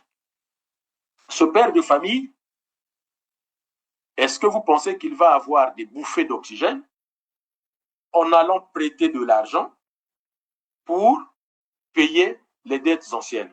Mais c'est un serpent qui se mord la queue. C'est exactement le crocodile qui fuit la pluie pour aller plonger dans la rivière. Donc il faut qu'on nous explique en quoi ces 760 millions de dollars qu'on va emprunter pour payer les dettes intérieures anciennes, en quoi cela va améliorer la situation économique du Congo. Le gouvernement se mesure par sa capacité à régler les problèmes de la pauvreté des populations, de sortir la population de la pauvreté, de juguler l'inflation, de créer les emplois. Et c'est le rôle premier d'un gouvernement. Or, on s'était endetté sur le plan intérieur. Pourquoi on s'était endetté? Et donc là, on est endetté à hauteur de 600 milliards. Mais pourquoi le Congo, l'État, s'est endetté à hauteur de 60 milliards auprès des opérateurs économiques nationaux? Et qu'est-ce que nous avons fait de l'argent? Et aujourd'hui, on va les payer via une autre dette avec des intérêts et le service de la dette beaucoup plus important. Mais qu'est-ce qu'on fait? Les États-Unis qui sont un pays très endetté, la France est un pays très endetté. Écoutez le débat actuellement au Parlement. Et vous avez entendu la France aller publier, chercher de l'argent pour payer les dettes? Les dettes, on les paye lorsque on a les moyens de payer. Les dettes des États, c'est toujours ça. Et d'ailleurs, vous avez eu des États qui arrivent et qui disent, moi, la dette a été concoctée par telle personne, c'était un brigand, c'était un voyou. Vous êtes responsable d'avoir prêté de l'argent à un voyou, puisque la preuve, il n'en a rien fait. Moi, cette dette-là, je ne la reconnais pas. Vous ne voulez pas, tant pis pour vous. Vous ne voulez pas, tant pis pour vous. Comment un pays endetté, on lui prête encore de l'argent pour payer les dettes? C'est quel cours en économie ou en finance internationale? Monsieur Ngatse peut répondre. Monsieur Yoka peut venir expliquer. Que d'écrire des bêtises sur Internet. Vous savez, ça m'a fait penser à quoi? Je crois il y a quelques années, le gouvernement congolais arrive aux États-Unis, au FMI, négocie l'entrée du Congo dans le cercle peu glorieux des pays pauvres très endettés. Et dès lors qu'on a signé, on a été accepté dans ce club des pays peu glorieux, le Congo a dépensé 400 000 $ en champagne, que des champagnes, 400 000 $ pour faire la fête aux États-Unis. Ce qui avait choqué les journalistes américains. Les vidéos existent sur Internet où les journalistes américains disent ne rien comprendre. Ce gouvernement qui vient négocier en disant on n'a pas l'argent, ils viennent négocier le point d'achèvement de l'objectif PPTE, comme il appelait ça à l'époque, et maintenant que le FMI et la Banque mondiale ont accepté, et les voilà qui dépensent 400 000 $ que pour les champagnes, mais 400 000 $, il y a beaucoup de choses à faire avec dans leur pays. Est-ce que ça, c'est un gouvernement sérieux?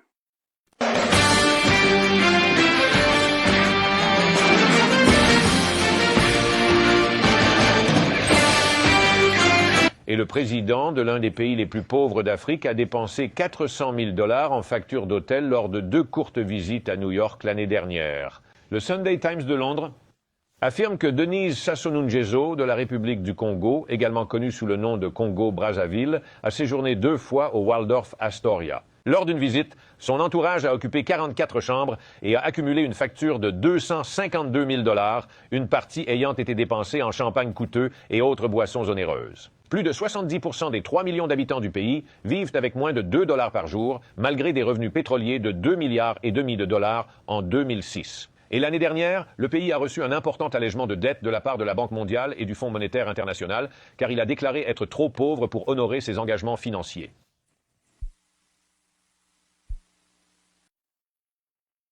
On se souvient tous de cette époque, de notre histoire récente. Donc, comment les gens peuvent applaudir un gouvernement médiocre qui s'endette pour payer les dettes et non pas pour investir dans des secteurs porteurs de capitaux, de plus-value, et rembourser la dette avec les fruits de la croissance? Et ça, c'est du sérieux. Comme ça, les Congolais vont trouver de l'emploi. Je vous laisse regarder cette séquence de la vidéo de la Chine. Mardi après-midi, le président Xi et la délégation centrale sont arrivés à l'aéroport international de Tianshan. Ils ont reçu un accueil chaleureux de la part des différentes ethnies du Xinjiang.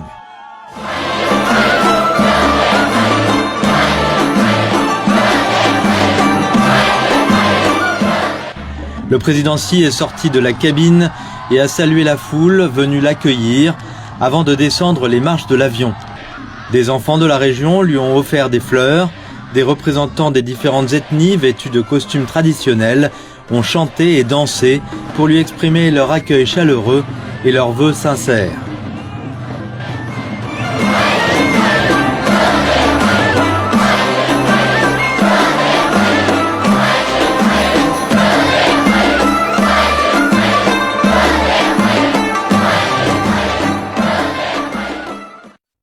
La ville d'Urumqi était plongée dans une atmosphère festive.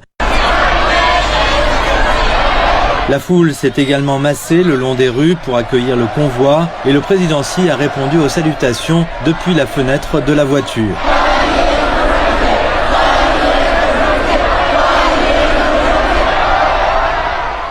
Cette année marque le 70e anniversaire de la région autonome ouïghour du Xinjiang.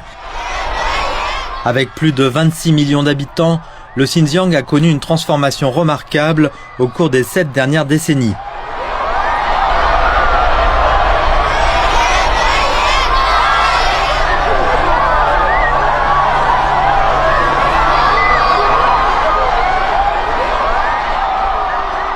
Son PIB est passé de seulement 1,2 milliard de yuan en 1955 à plus de 2000 milliards de yuan en 2024. La région est en tête de la production cotonnière chinoise depuis 32 années consécutives, a sorti plus de 3 millions d'habitants de la pauvreté et a fait passer l'espérance de vie moyenne de seulement 30 ans avant 1949 à 77 ans aujourd'hui.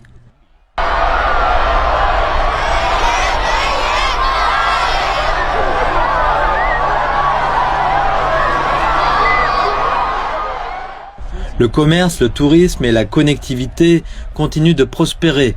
Le commerce extérieur a dépassé 435 milliards de yuan l'année dernière. Les trains de marchandises Chine-Europe circulent désormais sur 23 lignes à travers la région et le Xinjiang, a accueilli 302 millions de touristes en 2024. La région autonome a donné la priorité au développement centré sur le peuple. Plus de 70% du budget public du Xinjiang est directement consacré à la protection et à l'amélioration des moyens de subsistance, garantissant des avantages égaux pour tous les groupes ethniques. Mardi après-midi, le président chinois Xi Jinping a également rencontré des représentants de tous les groupes ethniques et de toutes les couches sociales de la région autonome ouïghour du Xinjiang. Il a adressé ses sincères salutations au peuple du Xinjiang et a appelé à des efforts concertés pour construire un Xinjiang magnifique dans le cadre du processus de modernisation de la Chine. Xi Jinping a rencontré les principaux responsables de la région autonome ouïghour du Xinjiang, les responsables des départements, préfectures, villes et districts concernés, ainsi que des camarades vétérans.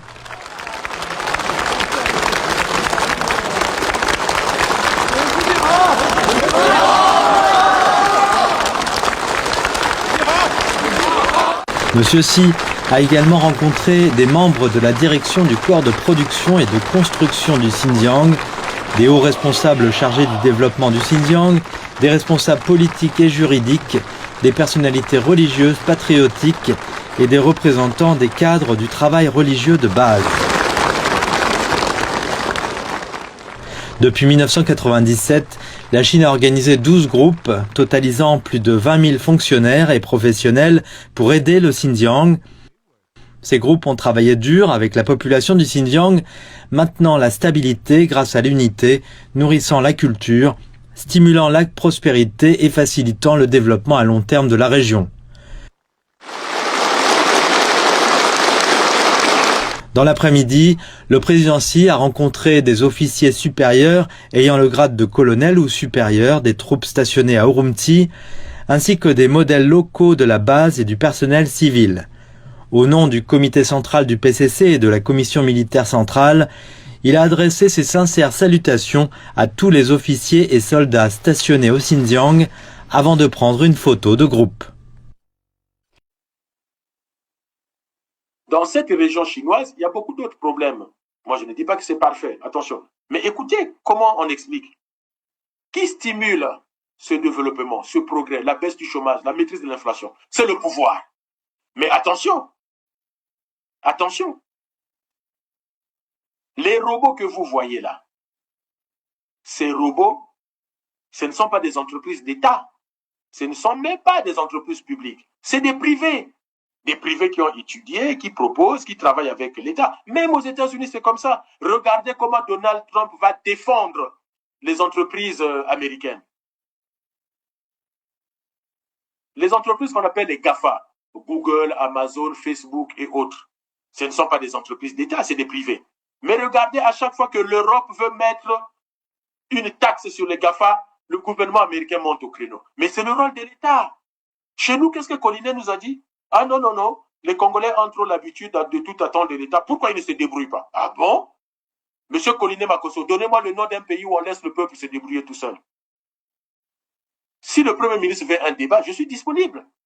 Qu'il m'explique dans quel pays, aujourd'hui, écoutez le débat en France. Les patrons sont montés au créneau pour qu'il n'y ait pas trop de fiscalité. Sinon, ils ne pourront pas créer des emplois. L'État, c'est l'organe central. Et c'est l'État qui impulse le changement, le progrès. Chez nous, comme on a un État médiocre, un président qui ne comprend rien à la gestion de la chose publique, Et on fait croire aux gens que n'importe qui peut se débrouiller. C'est faux. Aux États-Unis, pays communiste, et plutôt aux États-Unis, pays capitaliste, comme en Chine, pays communiste, on voit que c'est toujours sans l'État, rien n'est possible. Et celui qui en doute, je suis prêt à le recevoir en débat. Sans État, rien n'est possible. Vous voulez des bonnes routes, les privés peuvent vous faire, mais c'est l'État qui est instigateur. Vous voulez des bonnes industries, c'est toujours l'État qui est instigateur. L'État français n'a pas de plantation. Mais pourtant, Chirac est reconnu en France et en Europe comme celui qui a protégé l'agriculture française. Et vous avez vu les plantations de Chirac? Vous avez vu les plantations de raisins ou des aubergines ou d'oignons de Chirac? Mais en tant que président de la République, c'est lui qui a protégé la politique agricole française. Et c'est aussi Jacques Chirac qui a impulsé le développement de tout ce qui est informatique, Internet en France. Je me souviens de ce discours de Jacques Chirac, où il disait dans 2 ans, il faut que 70 ou 75% de foyers français soient connectés à Internet. Et donc, l'État a fait des appels d'offres. SFR, Orange, Bouygues, ils ont répondu. Aujourd'hui, il y a Free, et puis je ne sais plus si c'est Numéricable et autres. Mais chez nous, l'État impulse quoi? Quand l'État dit année de la jeunesse, à la fin, on vient me dire « Ah, mais vous savez, bon, l'année de la jeunesse, mais en fait, c'est jusqu'en 2030. » C'est curieux comme comportement. Oui, mais les poubelles, n'importe qui peut les ramasser. Mais qui a dit que n'importe qui? Les poubelles, c'est le problème de l'État. L'État peut le faire directement ou l'État peut donner à une entreprise privée. Mais c'est l'État qui est responsable de l'insalubrité publique. C'est pas n'importe qui doit s'occuper de... Non. Tous ceux qui vous le disent, dans tous les pays africains, c'est de gros menteurs. Aux États-Unis comme en Chine, en France comme en Russie, la poubelle, c'est l'État. Soit l'État a ses entreprises, donc les mairies ont leur propre structure pour l'insalubrité publique, soit les mairies conventionnent avec les privés. Mais c'est les mairies qui contrôlent. Une société privée qui déconne, on le vire, l'État reprend les choses en main. Mais chez nous, on dit, mais oui, c'est les gens qui jettent les poubelles n'importe comment. Mais oui, dans les villes, les gens peuvent faire n'importe comment. C'est à l'État d'organiser, de dire, on vous donne des bennes à poubelles, vous triez vos poubelles, celui qui ne trie pas, si on se rend compte, on met une amende, ainsi de suite. Donc ça, c'est quand même curieux comme mode de fonctionnement de notre État qui se glorifie d'aller endetter le pays encore plus. Comme disait Kabandouri, ce ne sont pas les hommes, ce ne sont pas les pays qui se déplacent pour s'endetter, c'est les hommes. Ils n'ont qu'à payer leurs dettes bien avant. Donc voilà, mes chers compatriotes, les 2 points que je voulais vous proposer. Pour juste conclure le point sur les assassinats des bébés noirs et des Koulouna, je voudrais rappeler un point que j'avais oublié de vous dire tout à l'heure. Le Congo est à 80% un pays catholique, chrétien, je dis chrétien et catholique. Aujourd'hui, les Congolais ont oublié l'église du Christ, y compris le prélat de Brazzaville, l'archevêque de Brazzaville. Tous, ils ont oublié les enseignements du Christ. Les Congolais de la famille de Sassou vont faire les mariages à l'église, notamment Sainte-Anne. Mais ils ont oublié ce que le Christ a enseigné. Quelle est la différence, sans être, moi je ne suis pas théologien et autres, mais le peu que j'ai appris en tant que chrétien, quelle est la différence entre Moïse et Jésus? Moïse nous a ramené la loi de Talion. Œil pour œil, dent pour dent. Et Jésus est venu abolir la loi de Talion. C'est pas moi qui le dis. Lisez la Bible. Jésus a aboli la loi de Talion. Le dent pour dent, œil pour œil, Jésus a dit stop. On te gifle par la joue gauche, donne la joue droite. Alors certains disent, on te donne de la méchanceté, renvoie de l'amour. Je ne sais pas si c'est ça. Moi je vous dis ce que certains enseignements disent. Le Christ, avec son Père, parce que Dieu avant c'était quoi? Vous avez trop de péchés, déluge de Noé. Vous avez trop de péchés, Sodome et Gomorrhe brûlés. Mais le Christ arrive, il vient avec le pardon et la rédemption. C'est-à-dire, le Christ, alors qu'il va être crucifié sur la croix, entre autres phrases qu'il va prononcer, c'est Dieu. Et non, il dit Père, pardonne-leur, car ils ne savent pas ce qu'ils font. On est en train de tuer le Fils de Dieu. Le Fils de Dieu. Et ce dernier dit à son Père de pardonner ceux qui sont en train de lui faire ça, car ils ne savent pas ce qu'ils font. Dieu, le Christ nous a enseigné le pardon, y compris le crime. Au Congo, tout le monde a oublié. Ils sont chrétiens, ils vont à l'église, mais ils ne comprennent rien. Et ils applaudissent la DGSP qui tue. Donc, ils ont oublié le pardon. Lorsqu'on présente Marie-Madeleine au Christ, parce qu'elle aurait commis l'adultère, elle aurait péché, le Christ répond quoi?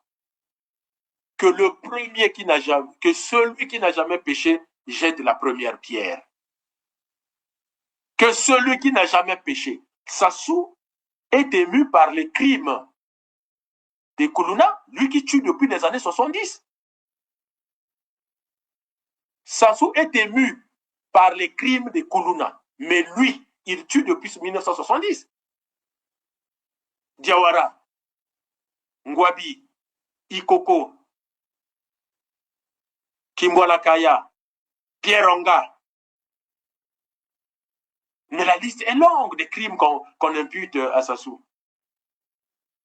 Sans compter les disparus du beach. Les Serge Obowa qui aujourd'hui assassinent nos enfants au motif que c'est des bébés noirs. Et les disparus du beach. Et la guerre de 97. Ils ont oublié. À eux, on peut pardonner. Aux autres, non. Donc aujourd'hui, eh oui, la rédemption, il faut oublier, le pardon des péchés. Le Christ est venu pour nous enseigner ce pardon-là. Donc, en soutenant les crimes de la sécurité présidentielle, on est en train de livrer le Christ. Certains vous disent, mais c'est une opération qui est soutenue par le peuple. Mon Dieu,